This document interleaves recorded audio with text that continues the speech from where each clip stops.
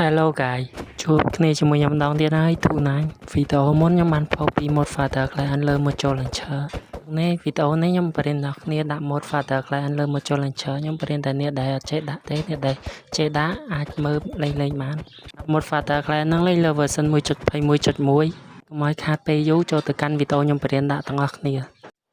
ជាដំបូងអ្នកនរគ្នាត្រូវបង្កើត version ក្នុង Fabric ដាក់ version 1.21.1 ហើយ Fabric វិញអ្នកគ្នាដាក់ 0.14.4 មកដាក់តាមវីដេអូហ្នឹងមក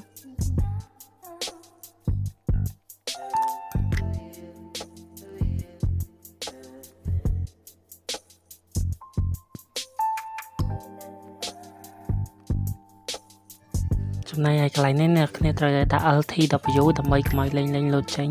បន្តមកអ្នកគ្នាចុច play មកដើម្បីយើងដាក់ mode Father យើងចូលបានសម្រាប់ link Father Client ហ្នឹងខ្ញុំដាក់ក្រោម comment អ្នកគ្នាអាចចុចចូល download បានបន្តមកអ្នកគ្នាចូលកម្មវិធីសារជីវើហើយអ្នកទាំងគ្នាចុចពាក្យ download ចំណែកកន្លែងនេះអ្នកគ្នាអាច search រកឈ្មោះ mode ទៅបានអ្នកគ្នាអាចចូល Telegram ដែលយើង down ទៅបានដែរយើងចុចចូល mode ហ្នឹងមកហើយអ្នកទាំងគ្នាចុច select copy វាទាំងអស់មកទាំង file ទាំង3ហ្នឹង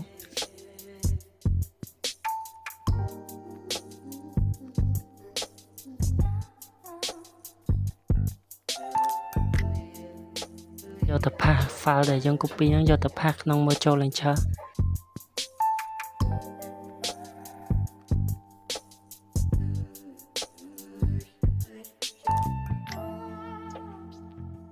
អូខេយើងបានផាសដល់រួចរាល់ហើយនេះទី mode ដែលយើងបានផាសចូលបាញ់មិញបន្តមកនៅគ្នាចូល game មកនឹងឃើញវាលោតចូលទៅ Father Client ហើយដាក់បានដល់ជោគជ័យហើយ